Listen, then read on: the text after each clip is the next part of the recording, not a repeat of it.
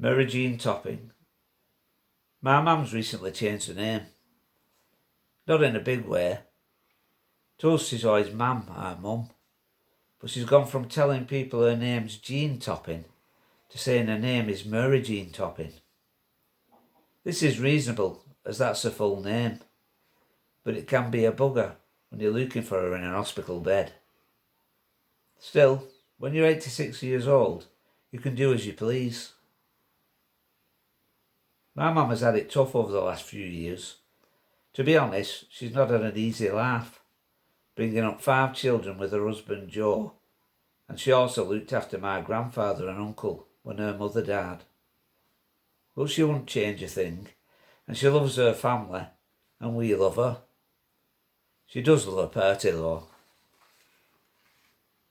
Last August my son Martin got married, and she was so looking forward to going to the wedding. Sadly, she spent that day and the following weeks very ill in a hospital bed.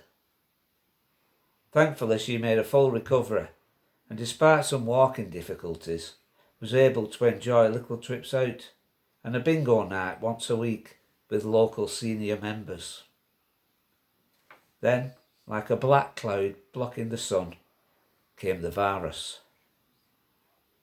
Everything was put on hold once more, and the family events she loved so much were derailed again. It got her down a bit. It got her family down even more. But her indomitable spirit shone through, and as she always would say, you've just got to get on with it. She did that and more when Dad died 12 years ago, and she's lived alone ever since.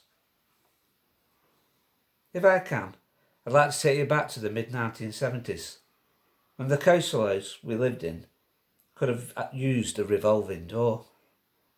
It was a hub of activity, always full of relations and friends. The walls resounded with laughter and good cheer.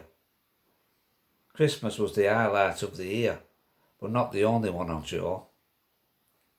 Royal weddings and engagements call for dressing up, bunting and fizzy bottles with exploding corks. She also loved St. Patrick's Day, being so proud of her Irish ancestors. This year, she spent St. Patrick's Day alone, apart from the closest members of her family, who visited her from the safety of the garden gate for a moment. It didn't stop her dressing up in the emerald green. She loves putting on her outfits, as much as she likes a piece of cake, and she likes cake a lot.